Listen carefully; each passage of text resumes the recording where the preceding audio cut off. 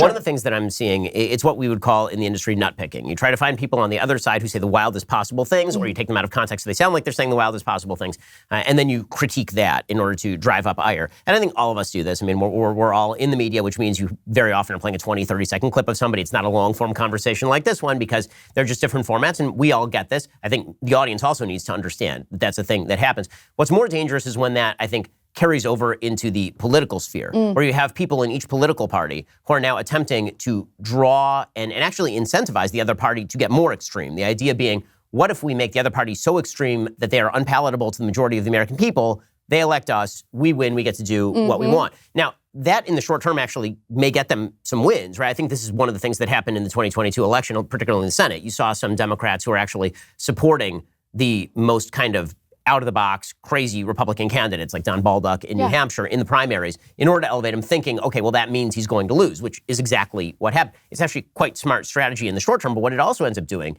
is it ends up fringing out the moderates, meaning like everybody who is not on the fringe is now not represented in the election. And what you've ended up doing is incentivizing the kind of most angry part of one party, and in your own party, making them the most angry that they could possibly be about the other party, as opposed to, what if we all just sort of pick our best candidates and then let them go at it in the ring? I mean, I wish that was the actual method and strategy, but you would actually have to have a campaign strategy that offers the voters something to vote on instead of something to vote against. And I think that this has actually been an incredibly dangerous strategy for the Democratic Party, because they might feel super confident that their candidates can beat someone who's on the extreme right.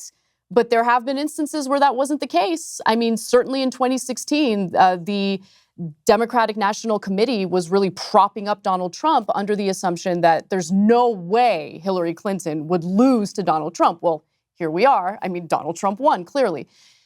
So there's that part of it. I also think when you consider the campaign donations that ordinary people give to the Democratic Party, they were not under the assumption that their hard-earned money was going to go toward far-right candidates in order to, give these Democratic candidates a leg up in their mind. I mean, again, it's very, very risky to do that. I don't think it's a smart strategy at all. For the Democrats, even in the short term, again, it's risky, okay? Sometimes they get it wrong. And if you don't give people something to vote for, meaning if you don't have policy proposals, actual solutions that are appealing to voters, are they going to show up just to vote against the person you've been fear-mongering about? I don't think it's smart at all. Aside from that, I think what you're saying is also correct in that the conversation increasingly becomes dominated by lunatics. And I don't think that's representative of most Americans. And there's also this problem of lumping in everyone together in like this neat little box of ideology, right? So I think in the minds of a lot of people on the left, you are the exact same person as Tucker Carlson, right? And I think you're different. I think you're different from Matt Walsh. I think you're different from Candace Owens. You guys are all on the same network. I commend you for having differences of opinion on the same network.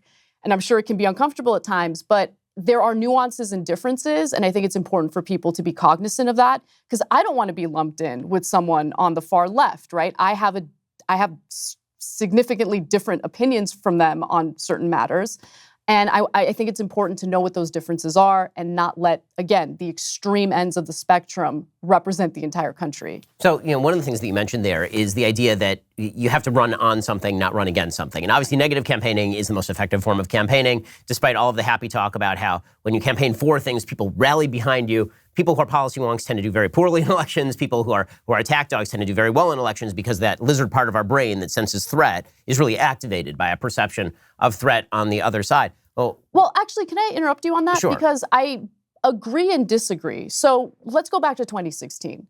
Because with 2016 several years away, we can now really analyze it for what it was. Donald Trump's campaigning certainly had a significant negative component to it. Negative campaigning was part of what he did.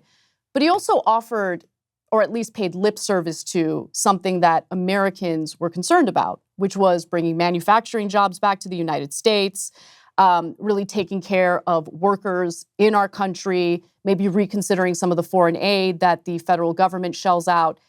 That appealed to his base. So much so that even today, they're so loyal to him, regardless of what he does. So he actually did give people something to vote for. Whereas all we got from the Democratic Party during that election was, ooh, Donald Trump's dangerous. Isn't he so dangerous? Oh my God, don't vote for him because if you do, you'd be racist, this, that.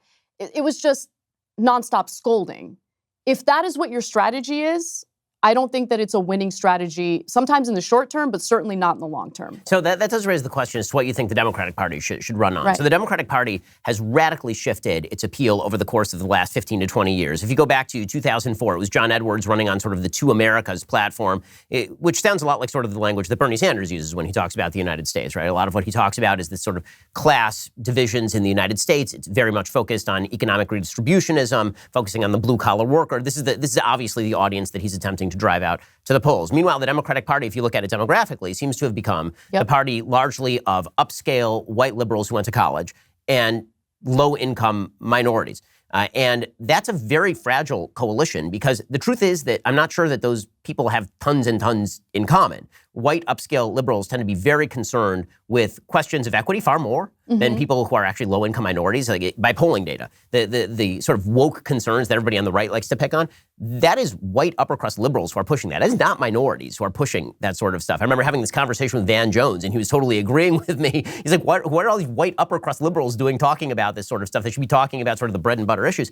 And so you have the white upper-crust liberals pushing that, plus a solid dose of kind of very social leftist policy ranging from abortion to transgenderism to same-sex marriage and those sorts of policies that are not the chief concern of low-income minorities. And it seems like the way that they're getting low-income minorities to sort of resonate to the message is with the threat assessment of the Republican Party. The Republican Party is racist, they don't like you, they hate you, Donald Trump's evil, and all the rest of that. It seems like they dodged the bullet in 2022, but that's a very fragile coalition. Well, I see this as a problem, honestly, on both sides, campaigning on both sides. I think that increasingly you have both parties completely captured by campaign donations from wealthy donors, corporate donations. I think that's been a problem. That has led to pro-corporate policy by both Democrats and, Republicans have always been in that camp. But now Democrats have been so captured with that money. And then the other thing is, Ben, it's a huge problem that we have members of Congress invested in individual stocks that they are legislating about or legislating on. Because, first of all, there's an insider trading issue there, number one, conflict of interest. And also, they're going to want their stock portfolios to perform well. So are they going to pass the right legislation to protect the consumer, to protect the worker, to protect the average American when they are literally invested in ensuring that those companies do real well because they profit off of that as well? So that is a huge problem. And so what you have now is both sides, in my opinion, campaigning on a bunch of BS. Okay, not actually focusing on what would improve this country for Americans, what would improve this country for the voters. It's just nonstop distractions. Look, this is what we're seeing right now with the investigations in the House, right? The first thing Republicans said was, we're going to do investigations into Hunter Biden. We're going to investigate this. Fine, do the investigations. I don't really care, right? I'm not some loyalist to the Bidens at all, by any means. But the culture war stuff, the investigations, it's really important for Americans to understand none of this stuff at the end of the day is going to improve your life.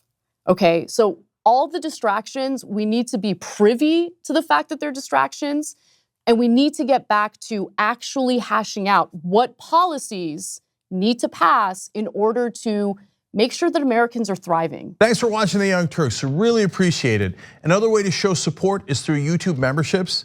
You'll get to interact with us more. There's live chat emojis, badges.